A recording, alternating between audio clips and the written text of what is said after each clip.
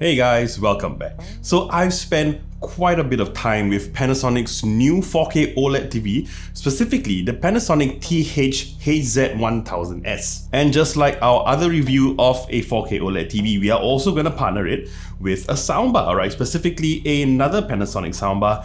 The model number I'm going to put here because I tried many takes to get the exact model right and I just gave up. So for the rest of this review, I'm just going to call it the Panasonic OLED TV and Panasonic soundbar. So first of all, let's focus on the TV. So yes, this is a 4K OLED TV. So it has a resolution of 3840 by 2160. And this TV also supports a few different features. Number one, it does support Dolby Atmos. It also supports HDR10 as well as Dolby Vision IQ, which is a really cool feature where it actually optimizes the brightness and other settings of what you're watching according to the brightness of your room. Now this Panasonic 4K TV is also officially a Netflix recommended TV, and that includes a Netflix calibration mode, which is pretty cool. And what it does is when you watch Netflix, it calibrates the settings of the TV so to make sure that it really shows it how the directors of those shows wanted it to be. Now in terms of I/O at the back, you've got 3 HDMI ports, all of which support 4K at 60Hz. And yes, this TV does support eARC or ARC, but specifically it supports that on HDMI 2. Now also at the back, you get an audio optical output, which is great. You also have a LAN port, a USB 3.0 port, which also supports 5V for power, and at the side you get a headphone out, which also doubles as a subwoofer out. You get 2 additional USB ports. I believe those are actually USB 2.0. However, both do support 5V,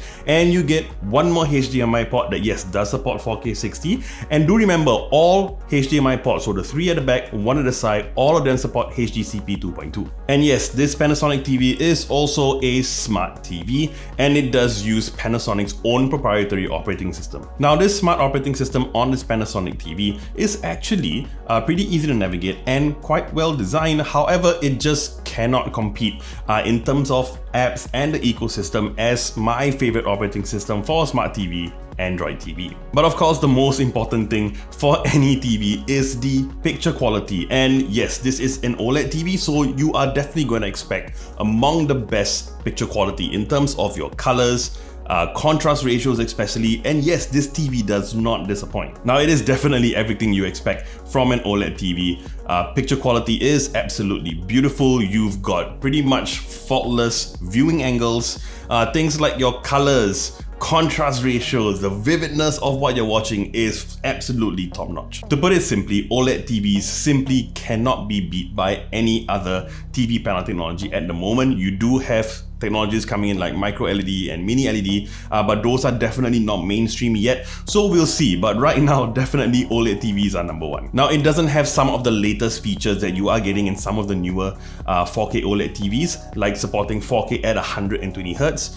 But that doesn't mean you can't game on it, and of course I'm going to do that, and playing a couple of games on it just to test it out was absolutely brilliant. And it's not just 4K content, alright, this TV is actually surprisingly impressive at upscaling 1080p content. A lot of 1080p content that I watched online, whether it was on YouTube or Netflix or whatever, every one of them looked absolutely brilliant, and I think a really big part of that is due to its really impressive HCX processor. And of course, HDR content is going to be among the best that you can possibly get. Now I actually had this TV loaned to me by Panasonic, and of course a very big shout out and thank you to Panasonic, but this was loaned to me at a time where I'm working from home every day, so I definitely did not miss a single opportunity to watch as much content as I possibly could on this TV. And actually at the time of filming this, I've actually already returned the Panasonic TV as well as the soundbar, and going back to my regular LED TV, which coincidentally is also from Panasonic, well, the difference is very obvious, and I'm really sad about it. And speaking of that soundbar that was loaned to me by Panasonic along with the TV, I would have to say it's a pretty good sort of budget option.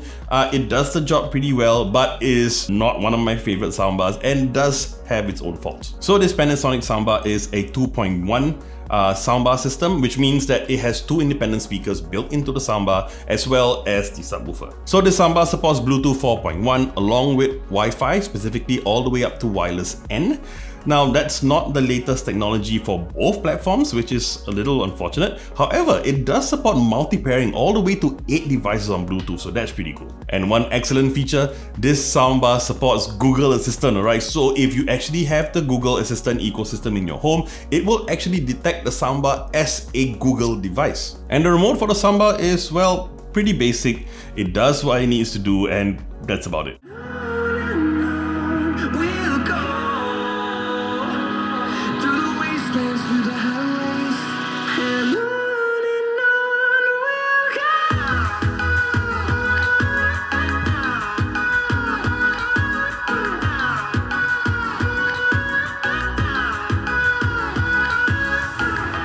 Destiny still arrives.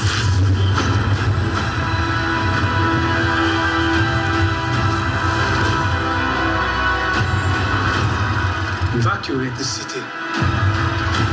Engage all defenses. And get this man a shield. So we just heard a couple of recordings of this Panasonic soundbar. Now, as per my usual disclaimer, this isn't meant to be an identical or fully accurate portrayal of this soundbar. But what I can tell you is that for the price, the soundbar actually sounds pretty decent. Now, I have to say I was a little surprised at the size of the subwoofer. I expected it to be a little bigger, but it is actually quite small. But for the size, I was surprised. It actually produced a lot of low-end frequencies pretty well. However, there is one catch to this. Now, I did find that the low mids to mid frequencies, certain parts of it were actually missing, and a lot of times, a lot of things sounded a little muddy. And I think a reason to that is because you have a bit of a gap in terms of frequency response. So you've got your soundbar that produces high frequencies really well, and your high to some of the mid frequencies okay. But then your subwoofer produces a lot of low-end frequencies, and then you are missing the maybe 250 all the way to a 500 hertz. That little range there seems to be missing in anything that I listen to. Now, I do have one issue with the soundbar, and I'm a little confused as to why it was designed this way.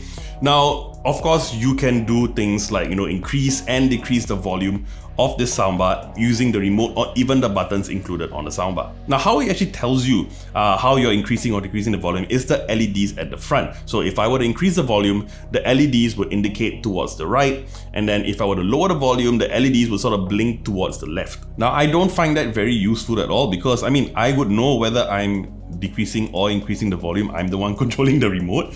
What I really want to know is the actual level of what is playing. So what I think would be more useful would actually have the LEDs actually indicate what level. So for example, if there were 4 LEDs, if it was 1 bar to 4 bars, 4 bars would be the loudest, 1 would be the softest. I think that would be a much better indicator of your volume. Alright, so let's talk about the price. So this Panasonic 4K OLED TV can actually be bought for about 1,999 Singapore dollars, and the Panasonic soundbar for about just 299 Singapore dollars. Now, like I said, this soundbar is not my favorite, but at 299 Singapore dollars, it does produce pretty decent audio quality as far as soundbars are concerned. That Panasonic TV though, actually I think represents the best value 4K OLED TV at 55 inches. Now, I did quite a fair bit of searching online looking for something with similar specs and looking at the prices, and this Panasonic one seems to be the cheapest. The next tier one was about $200 more. So to me, the soundbar, like I said, is not my favorite, but still represents decent value at a decent price. But this Panasonic 4K TV, first of all, is as good as any other 4K OLED TV you are going to get out there, and also represents the best bang for buck in the Singapore market right now. Alright, so that about wraps up my review of the Panasonic 4K TV as well as Panasonic soundbar. Now, if you like this video, you know what to do, and I would love it if you were subscribed to our channel and hit the bell icon to receive notifications on our next video. I'm JP, and I'll see you real soon.